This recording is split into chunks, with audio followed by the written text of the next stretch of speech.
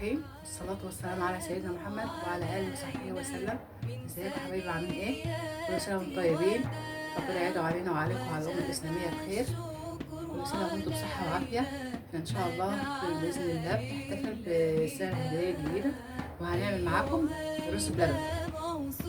نقدر كوباية رز، كيلو لبن، 4 معالق سكر حسب الرغبة، معلقتين زبدة، معلقتين نشا، معلقتين كريم شانتيه، معلقتين قشطة، وفانيليا. ننزل الرز بالمية، نقلب.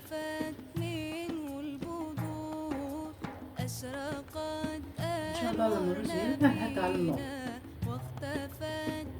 الرز يا حبايبي بدأ يغلي، هنحط على النار، ومن وقت للتاني نقلبه. وقت يا حبايبي الرز بدأ يغلي هنزله على النار، من وقت للتاني نقلبه.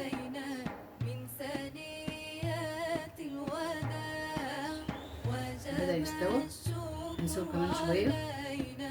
وقت يا حبايبي الرز يستوى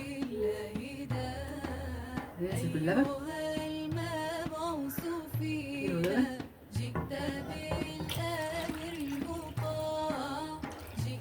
شرفت المدينة مرحبا يا خير ذا أشرقت أنوار نبينا واختفت منه البدور أشرقت أنوار نبينا. كل سنة وانتم طيبين يا رب، وانتم في أحسن حال. والسنة إن شاء الله السنة دي بإذن الله تبقى أحسن من السنة اللي فاتت بإذن الله يا رب، ويجعلها سنة سعيدة علينا وعليكم يا رب، وسنة الخير والصحة والعافية علينا جميعا يا رب.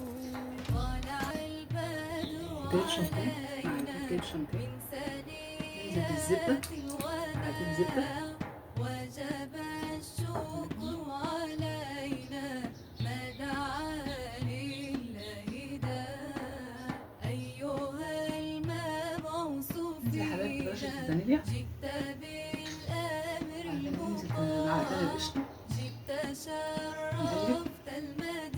كانت كل المكونات بتعمل مع بعضها، طريقة سهلة وجميلة ولذيذة وريحتها جميلة جدا جدا.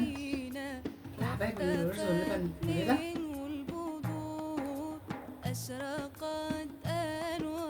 طبعا الوقت التاني نقلبه.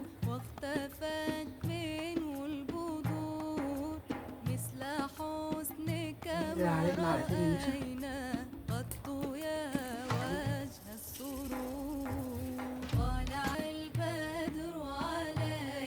حطينا كل المقادير، وطبعا حطينا السكر، والسكر حسب الرغبة.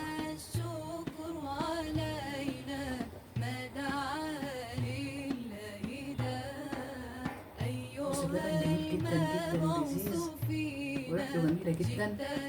جربوه إن شاء الله هيعجبكم بإذن الله. كل سنة وانتم بألف خير وصحة وعافية. دلوقتي يا حبايبي الرز واللبن غلى بقى قوامه جميل جدا. دلوقتي هنرفعه من على النار،